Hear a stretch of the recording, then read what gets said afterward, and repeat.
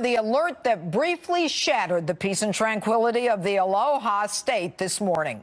Hello and welcome to Justice. I'm Jeanine Pirro. Thanks for being with us. And thanks again for making Justice #1 last week. My opening statement is moments away, plus Jason Chaffetz, Sheriff Joe Arpaio, and a street justice from the suburbs of New York City. But first, Hawaii's nearly 1.5 million residents, plus countless tourists there to enjoy the beauty of the islands, are still trying to catch their collective breath tonight after a panic this morning. That panic set off by this emergency alert sent to cell phones across the state, warning of a ballistic missile headed their way. The frightening alert even going as far as to warn, quote, "This is not a drill." It wasn't until 38 minutes later that a correction was sent to cell phones, saying it was all a false alarm. The reason for the mistake, according to the embarrassed Hawaiian emergency state officials, somebody pushed the wrong button. Here's the governor. What happened today was totally unacceptable, and many in our community was deeply affected by this, and I'm sorry for that pain and confusion. I'm too very angry and disappointed that this happened. We're doing everything that we can immediately to ensure that it never happens again. No word on who specifically is responsible for hitting the wrong button. But we'll have more on this developing story throughout this hour, including with former Jason Chaffetz, former congressman, in just a few minutes. But first, my opening statement. The difference between President Trump and other presidents is his transparency. No political correctness, no talking out of both sides of his mouth, but instead a hard-nosed, what you see is what you get, successful negotiator. But no, rather than applaud him for that transparency, the president's haters would rather take him down, preferring to get in the way of our economic success and international strength.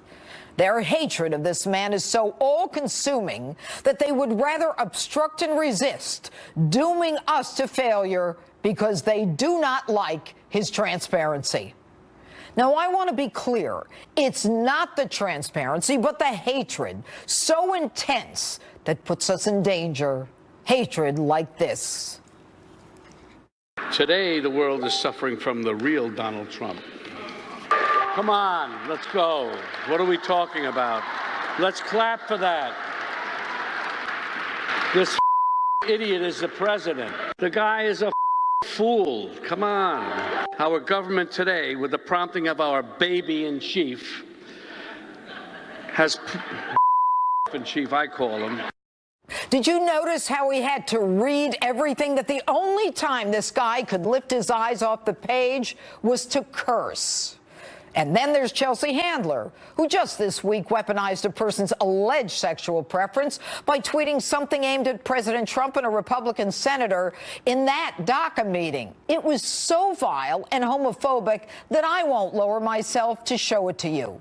And by the way, since when do sexual preferences matter to Hollywood? And Sean Penn. This week, he called the president an enemy of the state and an enemy of mankind.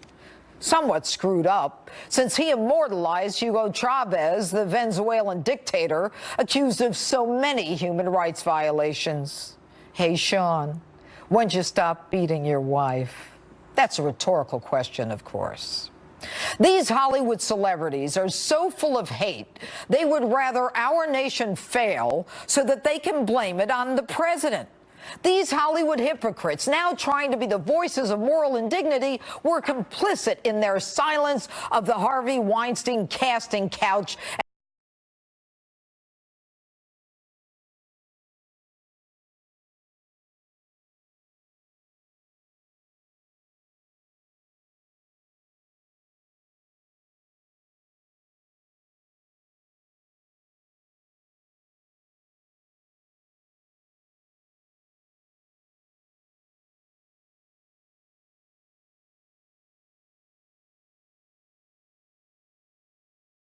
To make something right.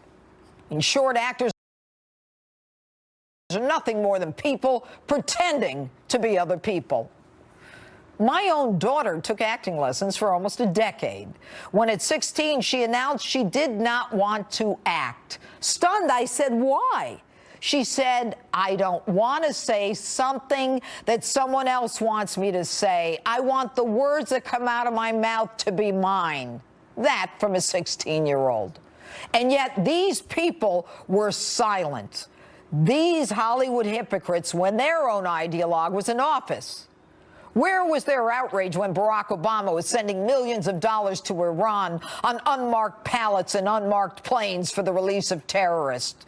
When this president on his last day in office gave $221 million to the PLO and then $4 million to Palestinians to study climate change? Where was their outrage when this administration, Obama's, thwarted a U.S. international drug operation called Project Cassandra, where Hezbollah, an arm of Iran, was engaging in drug trafficking to the United States and killing Americans, so that Obama could then dance with the devil in Iran and send them $150 billion? Where was Hollywood's outrage when the president allowed the sale of 20% of our uranium, used by others to make nuclear bombs, and Molly 99 for nuclear medical imaging, to be sold to the Russians with a payback of hundreds of millions going to the Clintons? What was in it for Obama for his silence? And where was the outrage when Obama couldn't stop apologizing for America's alleged sins? Instead, our president, the man who improves our economy, reduces unemployment, brings the stock market to historic highs, passes tax reform already adding $2 million to our economy, building up the military, eliminates the individual mandate, and in spite of being an accused racist, has brought black unemployment, heightened under 8 years of an African-American president, to record lows. So to the actors and the haters out there, put a lid on it. Real people, not actors, not ideologues, elected Donald Trump president. Real people, the ones who only get one take to provide for their families. Your voices don't compare to the voices of the forgotten men and women who live a normal, hard-working life, who heard Donald Trump and figured they had nothing to lose after Barack Obama, took a chance and bought into his lack of political correctness and his transparency, and are now benefiting from it. And that's my open. Tell me what you think on my Facebook page, Twitter, and Instagram, #JudgeJeanine. Joining me now, former Utah Congressman and Fox News contributor Jason Chaffetz. All right, Congressman, a lot to discuss, but let's start with the breaking news tonight and this terrifying false alarm in Hawaii that emergency officials there say it was a simple someone hit the wrong button. What do you say? I have a really hard time believing that.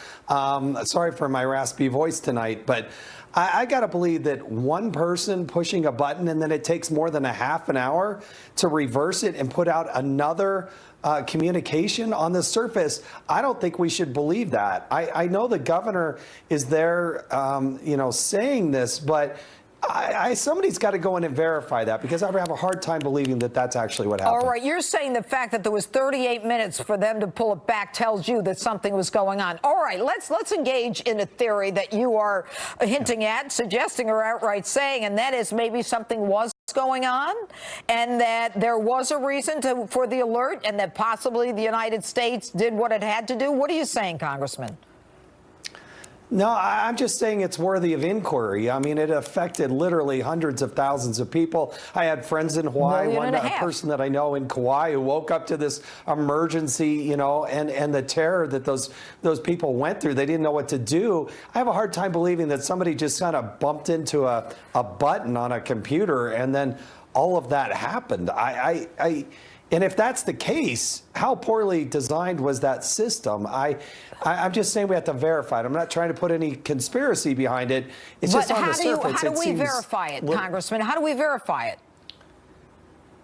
Well, I would love for somebody, you know, I got a lot of belief in Tulsi Gabbard, who's the congresswoman there. Go walk through that and show the person exactly how that happened. You know, or somebody from the Oversight Committee or somebody who's independent that can come in and look at it and say, all right, show me what you were doing and how this, try to recreate it. And then hold somebody accountable. You can't just say, oh, it was a mistake and pat them on the back and let them keep doing their job. Somebody should be fired and dismissed and disciplined. But you're okay. In addition to have consequence, which hopefully will happen here, since this is not the Obama administration anymore, if there is a consequence, there should also be a consequence to not just the person who hit the button, but 38 minutes it took them to figure it out. That means something ain't right in River City. That's right. Now, supposedly they're doing a drill, and then I heard that there was a shift change. But who's in charge? And what if there actually was an attack and a missile coming in? I mean, it was a circus of errors. And they have to get that right. And it should be a wake-up call, not only for Hawaii, but for emergency management systems all across the country. I mean, it could be an earthquake. It could be a lot of things. Okay. All right. Let me move on. And I want to move on to the information that we got this week that Devin Nunes on House Intel has apparently made it clear that he believes that the dossier, that fake make-believe dossier paid for by the DNC and Hillary Clinton's campaign was part of the application for the FISA warrant, and therefore suggests real clear abuse of government surveillance by the FBI and the Justice Department. The dossier was a bogus document. We know that between the DNC and Hillary Clinton's campaign, there was more than $10 million that flowed into hiring a foreign agent, something that's against the law. They need to look into a guy named Mark Elias, who was the general counsel for the DNC and was involved in the Clinton campaign and had ties to the Podesta group. The Podesta tie into this has not gotten much attention. Right. You have to look at that, and then you have to look at what sort of verification did they put into this document? Did the FBI itself pay and reimburse for part of this? Non-verified then goes and takes this as the impetus to spy on Americans, i.e. the Trump administration. And so I'm telling you, Devin Nunes, Trey Gowdy, Mike Conaway, Tom Rooney out of Florida, they're right in the heart of this. It has taken months for the Department of Justice to provide these documents. They had to threaten a subpoena, get the speaker involved. That ought to be a flashing red light to everybody, but they got something to hide. But now that supposedly they're going to turn over these documents, again, I think the world is going to see what really happened here. Okay, so let's assume that this fake dossier that was paid for and that's full of absurd allegations against the president was created for the purpose of bringing in that FISA surveillance. And, of course, as part of the document, why don't we have the application for the warrant? Who do we have to go to get the application for the warrant? Well, look, it was Jim Jordan in the House Judiciary Committee that asked the Attorney General, asked Rod Rosenstein, the number two. Well, they don't want to give it to us. Do they know? Will they provide that? They said no. They won't. Right, and that's just, so that's not the way our government works. My viewers want to know. Now, where do we go? Now, how do we find out? Enough of this stuff. Enough of going on and on over this thing. Let's find out what the application for the FISA warrant looks like. Who can give us that? Is there anyone other than Sessions and Christopher Wray and the FBI? You have to have Mitch McConnell and the Speaker themselves, as long as with the chairman of the committees, Devin Nunes, Bob Goodlatte, Trey Gowdy, and in the Senate, Senator Grassley, to actually grow a spine and do their job and hold this administration accountable. It's a Republican administration. I get it. But it was the same thing in the Democratic administration. There is a deep state that is well seated, and they have got to extract the material. And until they hold down their foot, hold these people to fire, hold people in contempt, have votes on the floor of the House, and actually go out and sue people and insist that this happens, it's just going to flail along. Congressman, this is crazy. These people shouldn't get a salary unless they're doing their job. They shouldn't be able to move anything until they move what is possibly the most corrupt attempt, an effort to stop a candidate for president of the United States by the FBI and the Department of Justice. These people have to go. I'm just go over this every week, and every week I don't know any more than they did the week before. If it weren't for the Hill, if it weren't for people like Tom Fitton and some of these organizations that are seeking the freedom of information, we wouldn't know a thing because the establishment is in bed with the rest of the establishment. Am I wrong? Tell me. Subpoenas that come from Congress, the Department of Justice doesn't pay attention to them because the only way that Congress can enforce that subpoena is through the Department of Justice. That needs to change. The only thing that the administration seems to be afraid of are the courts, because the courts can incarcerate and they can fine. And there's got to be an expedited way for Congress to actually get to the courts. That's why Tom Fitton, and I pat him on the back, and Judicial Watch have such great success, is they get before a judge and the judge looks at the facts and says, this is ridiculous. All right, so maybe more congressmen ought to go through freedom of information, because even though they have oversight over DOJ and FBI, they can't get an answer because the deep state is everybody. I mean, how can someone who's the head of the FBI say, no, I don't think I'm going to give it to you? But then they said a few weeks ago, yeah, we are going to give it to you. I haven't seen it yet. Congressman Chaffetz? No, look, Devin Nunes said that they were going to supposedly get them. And I think the key question is not how, when you hear the Department of Justice say, oh, we gave these thousands of documents, the question is what percentage of the documents? Because as Trey Gowdy likes to say, you tell me what percentage of the truth you get, you want me to give you, then you tell me what percentage. And it goes from Fast and Furious to the IRS case to the DEA. You go right on down the list, and you're going to find Benghazi, others. They never gave Congress 100% of the documents. No doubt about it. Jason Chaffetz, thanks so much for being with us. And Thanks, more on the false alarm in Hawaii next, including the celebrities you can always count on to say something stupid. I'll tell you who from the Hollywood elite are blaming President Trump for what happened in Hawaii this morning, if you can actually believe that. And next, the panel is here a little early tonight. Chris Hahn and Ned Ryan join me live to talk Hawaii, immigration, and more. Plus, Oprah's name being thrown around as a presidential candidate. Does she have a shot? I hit the streets to find out, and you never. So much to talk about with my fired-up political panel, so let's get right to it. Former G.W. Bush speechwriter and CEO of American Majority, Ned Ryan, and former aide to Senator Chuck Schumer and radio talk show host Chris Hahn join me now. All right, good evening. Good evening. Thank you. All right, guys, let's talk about what Congressman Jason Chaffetz just said. And he seems to indicate that there is a conspiratorial piece to this, that it took 38 minutes for them to say, no, this was a mistake. Well, no, I don't Judge, believe that. I don't believe that there's a big conspiracy here, but I will say this. Might be a good time to get some tickets to Hawaii, Judge. What do you say? Come on, Chris, be serious. Why did it take 38 minutes, Ned? You know, we're going to have to find, again, Ajit Pai with the FCC said they're going to investigate. They're going to try and figure out what happened. But what I want the viewers to think about is, thank God today, it looks like a false alarm. We don't know. But imagine this. North Korea, by best estimates, is a year or two away from re-entry technology. And imagine being able to drop a nuclear warhead on American cities in the very near future. We might be 7-8 months away. We might be a year and a half away. Imagine false alarms going for the next, 6 to 12 American cities. That's what I want people to think about and realize we're in a very serious situation. And that's why Donald Trump and the administration are doing everything necessary in their power to bring this to a peaceful conclusion. But we're not that far away. Again, think about if this had happened in 6 to 12 and had not been a drill, had actually been real. That's what we're actually dealing with at this moment. All right. Well, Chris?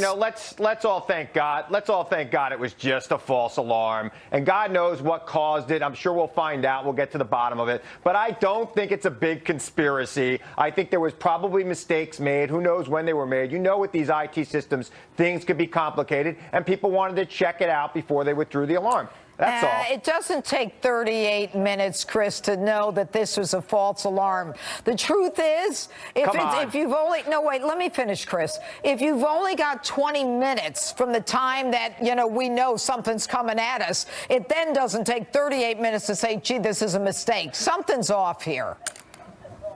Well, look, anybody who's ever had to be on hold with an IT department knows it could take 38 minutes to get an answer all right, about what Chris, happened to your computer. thanks for the humor. All right, let's go to immigration, guys. Now, it appeared that there was an agreement on DACA for the wall, and now all of a sudden there is, a real problem, and it looks like the Democrats coming out of that meeting with that bipartisan meeting want now to hold everything off. What do you say, Ned?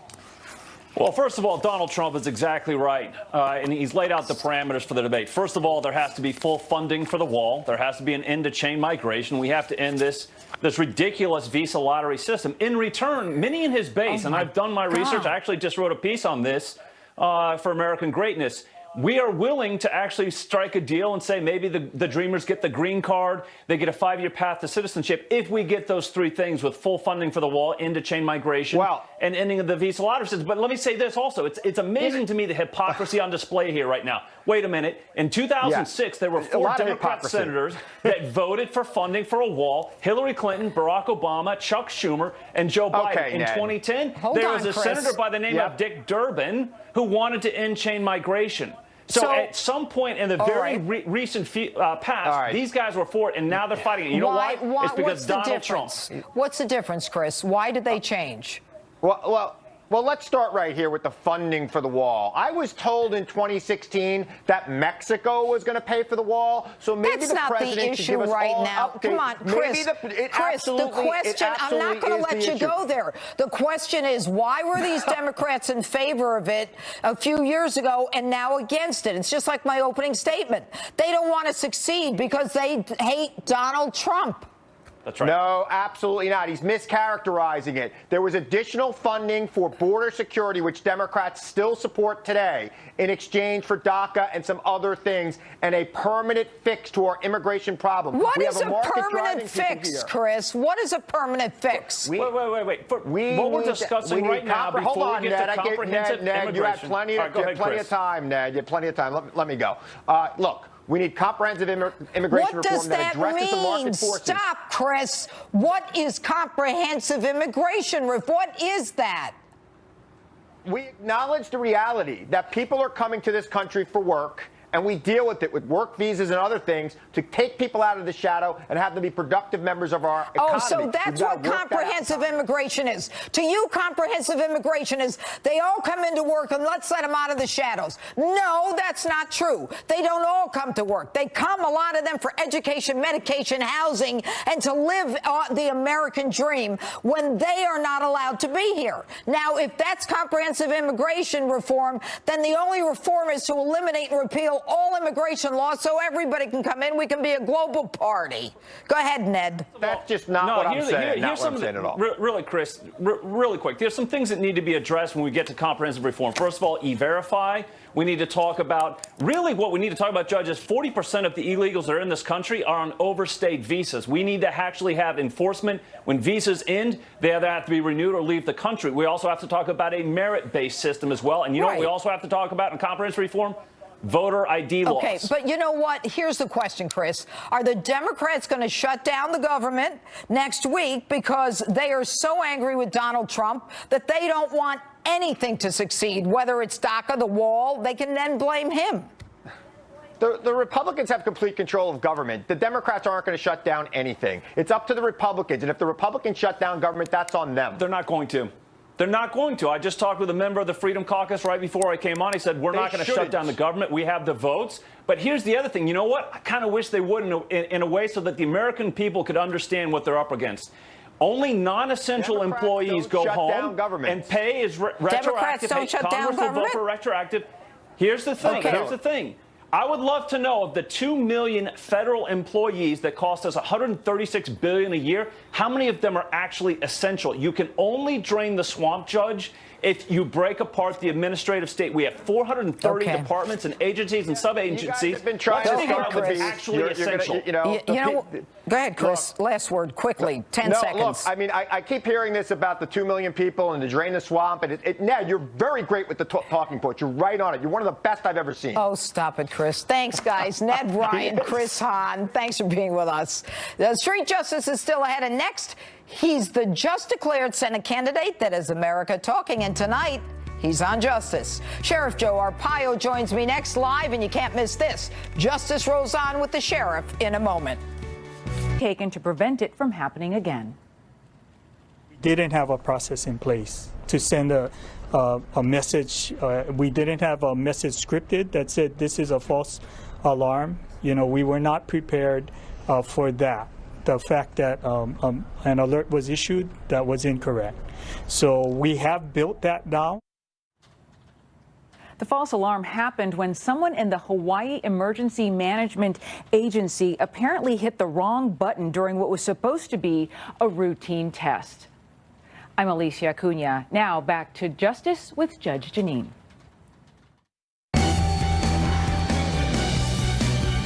It's got to include the wall. We need the wall for security. We need the wall for safety. We need the wall for stopping the drugs from pouring in. I would imagine that the people in the room, both Democrat and Republican, I really believe they're going to come up with a solution to the DACA problem, which has been going on for a long time, and maybe beyond that, immigration as a whole. It's got to include the wall. That's President Trump hopeful after his rare open bipartisan meeting on immigration this week. But now the president's tweet this morning reads, I don't believe the Democrats really want to see a deal on DACA. They are all talk and no action. This is the time, but day by day, they are blowing the one great opportunity they have. Too bad. Joining me now with reaction to all of this, former Maricopa County Sheriff and Arizona Senate candidate Joe Arpaio. Good evening, Sheriff. Welcome to Justice. Now, you've announced your candidacy for Senate in Arizona to fill the seat of Jeff Flake, who's leaving. What do you think you have to offer the people of Arizona, and why, at the age of 85, do you want to do this? Well, first of all, I want to keep fighting for the people in Arizona. I've been doing it for 30 years as a top federal DEA in Arizona, plus 24 years as sheriff. So I got 30 years serving the people of Arizona. But anyway, I supported the president in July of 2015, and I've been with him since then. In fact, Jeanine, getting a little overdramatic and romantic, I never had a hero in my life. It took me 75 years to find a hero, and that's the president. So I'm going to go to Washington, support his agenda, his policies, and they all relate to Arizona. They affect Arizona. So I'm going to fight for Arizona. I'm going to fight for the president. And I'm going to fight for the nation. And if they think I'm going away and disappearing with all their garbage they throw at me the last several years, I got news for them. So that's my agenda. Well, clearly, I mean, criminal contempt. You're found guilty of criminal contempt and pardoned by the president. You know, I want to bring it all out so my viewers know everything that's going on. But let's talk about Hawaii. You seem to have some thoughts about what happened there earlier today. What are your thoughts? Well, I don't want to get into it, but I know doing a certain investigation on a fake, fraudulent government document, they can't even solve that case. They don't even want to look at it. So either they're incompetent, or there's something behind Just so I gotta push back on that a little bit. You know, that document, the long form, was filed. Let's put that one away. I want to talk about what happened today in Hawaii. What you had some specific thoughts about what happened today. Well, the only thing I'm saying, they can't even solve a phony document. So now they got a problem. There's something wrong with that government.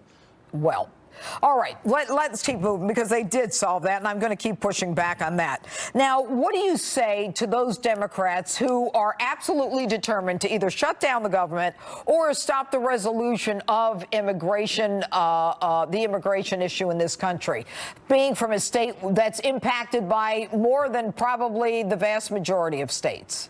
Well, they ought to be thanking the president. He's the one that brought the immigration problem out front when he ran for office, and I'm sure he made 17 other people really angry because they had to talk about this illegal immigration. So what's wrong with the president talking on a bipartisan situation about this problem? He's a great negotiator. So I don't know why all this heat is going on, because he's talking about DACA. illegal immigration. Everybody should be thanking him, trying to get to the bottom of this. Well, he's the only. Pardon? The amazing thing, Sheriff, is that he's willing, it seems, to go with DACA. He's willing to give them that path, and yet they're not willing to give him the wall. And I was in Arizona not that many months ago, and I've never seen anything like it. I mean, there are people coming across at night, people being arrested every day, and you know, for some reason, the elite think that, you know, well, this is okay, and yet the expense that is connected to this illegal immigration is something that people don't want to discuss. Well, John, you were riding a horse. I've been covering that border for 35 years as a director in Mexico and Texas and on, and Sheriff, I know what you're talking about. But everybody's finding fault with it. Why build a wall? I'll tell you why the wall is needed, to keep all the drugs out of our country. Nobody talks about that except the president, about the drug problem that's destroying our nation.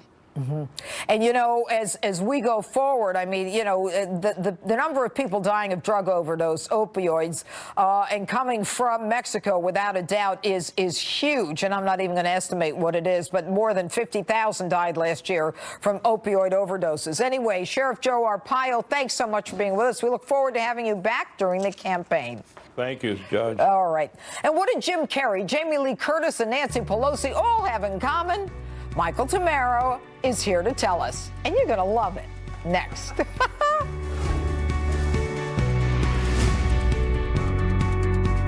Captain, the Army wants to be certain that Chief Yellow Hawk gets home to Montana when we land. In terms of the bonus that corporate America received versus the crumbs that they are giving to workers to kind of put the schmooze on is so pathetic. And that's just one of the most outrageous things I heard this week. And joining me now live to talk about it all, the host of In the Light, Michael Tamaro.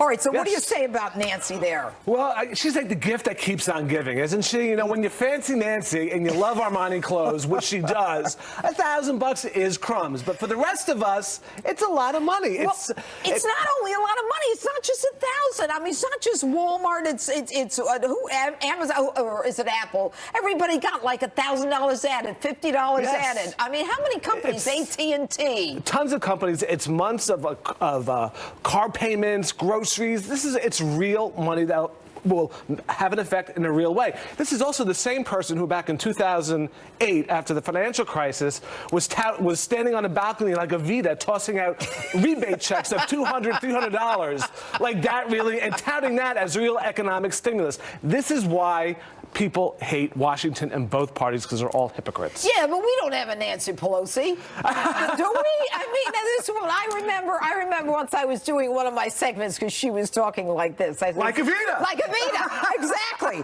All right, let's go to the next one. All right, now 2 tweets I want to talk about. One is Jamie Lee Curtis, and Jamie Lee Curtis says, this Hawaii missile scare is on you, Mr. Trump.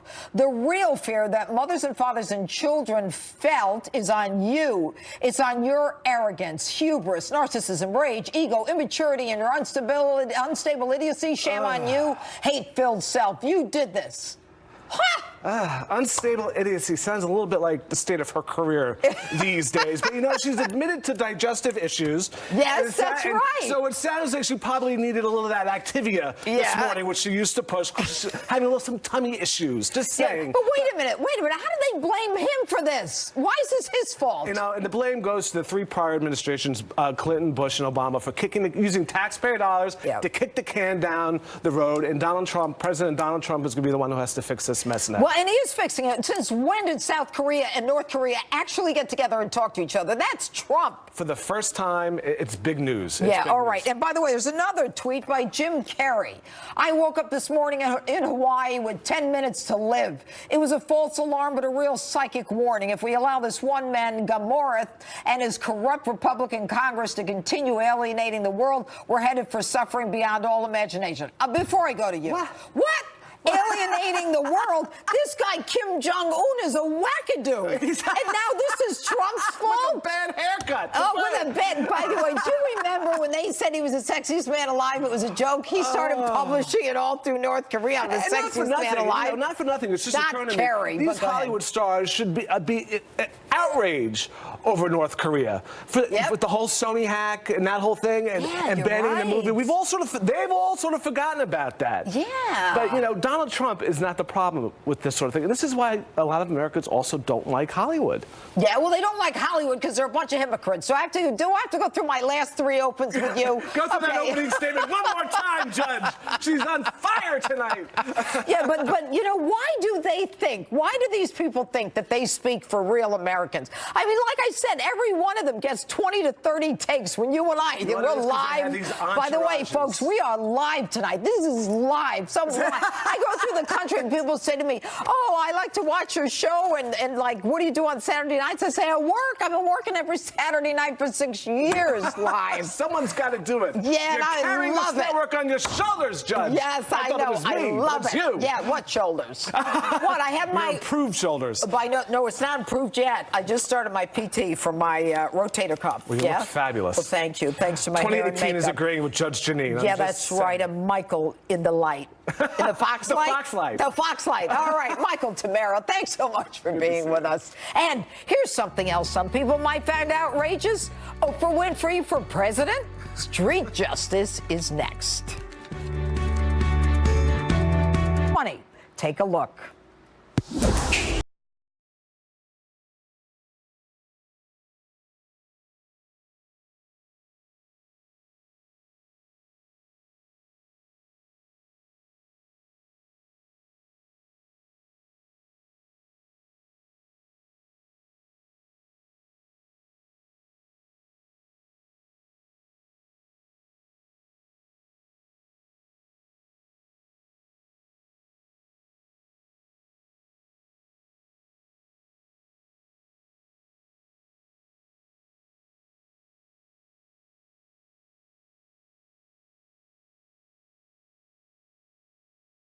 She's great. Should Oprah Winfrey run against Donald Trump?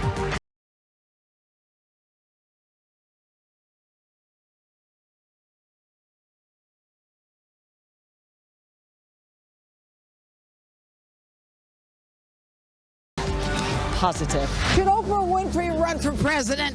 Come on, you got an opinion. I know you do. You have all the opinions. I got problems here. Yeah? You want to come to my house next? I live down the street. I know where you live. Oh, you know where I live? Oh, is it safe?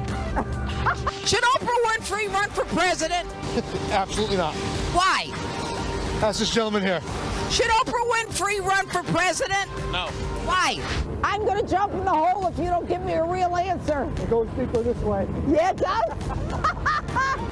That's the man you want. Yeah? For all the questions, that's your gentleman. Yeah, all right, except that... Do you think she could beat the president? Never happened. Why? Thank you for being in Desert Storm. Thanks for what you do. My pleasure. So you think she could beat Donald Trump? Yeah, definitely. Anybody's better than Donald right now, man. Yeah? It's Why? too much going on with Donald. Well, she's saying she might do it. You think she could? Do you think she could win? No. Really? Why? Win again. Okay, does that mean you got a lot of money from the tax reform bill? Maybe. Yeah. I haven't done my taxes yet. Okay. Can I meet you here in February when there's supposed to be more money in your paycheck? Absolutely. Okay, can I get your address? You can't go that far. What do you think of Donald? He's the man. You like that tax reform bill? Not really. Okay, so why do we like him? Because he's doing other things. Like what? You gotta stop smoking. It's a menthol. I could tell. It's a Newport? I never smoked, Ma. Okay, so you're not happy?